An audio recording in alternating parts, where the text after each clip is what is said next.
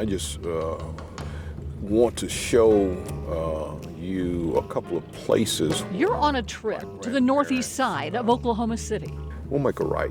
A park, this nursing home, this elementary school, all brick and mortar testimonials to one man's vision. My grandfather was referred to as a junkman. That man was Walter James Edwards.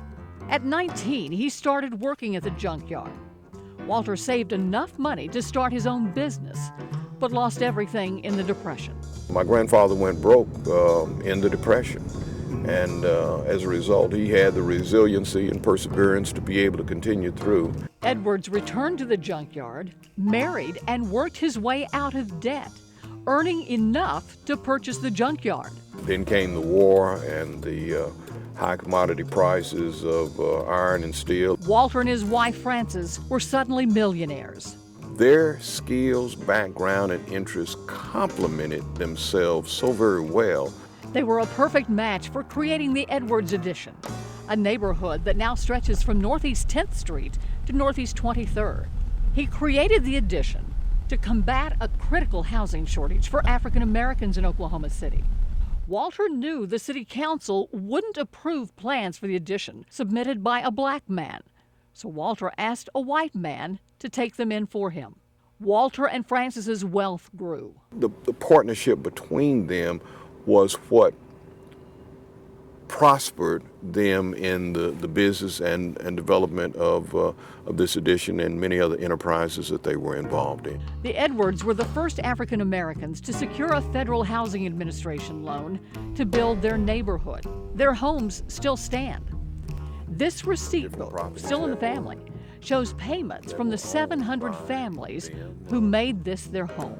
The population of folks who bought homes in Edwards Addition were a lot of teachers, educators, doctors. Life for the Edwards was prosperous and fulfilling, but they would soon face another obstacle.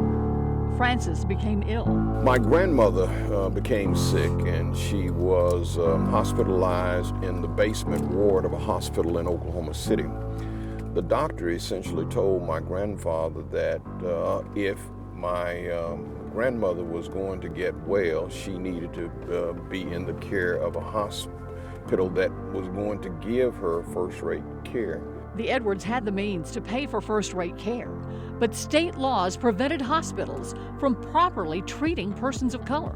My grandfather decided to take my grandmother to the Mayo Clinic in Minnesota, and they went there.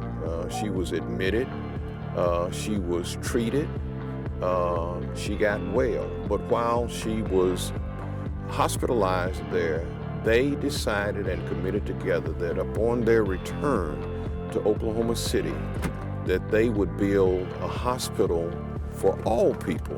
In 1948, the couple did just that, building the Edwards Memorial Hospital, a 105-bed facility located on Northeast 16th and Grand.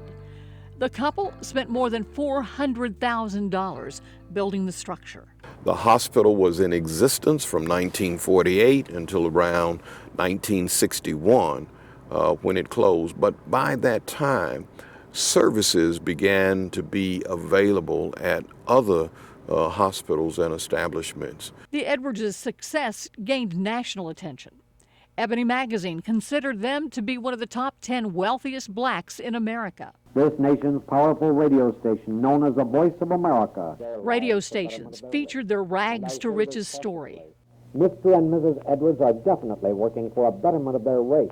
It was done as a propaganda piece to be able to show folks that African Americans in the United States, not only Oklahoma, were and could do well. The legacy of Walter and Frances Edwards is a testament to their dedication and their commitment to their community. They created jobs, housing, health care, and a place for education. They wanted better for those around them. They created a blueprint not only for their family, but for an entire community. They were hard-scrabble people, And it's just, to me, phenomenal what they were able to do, and beginning with so little.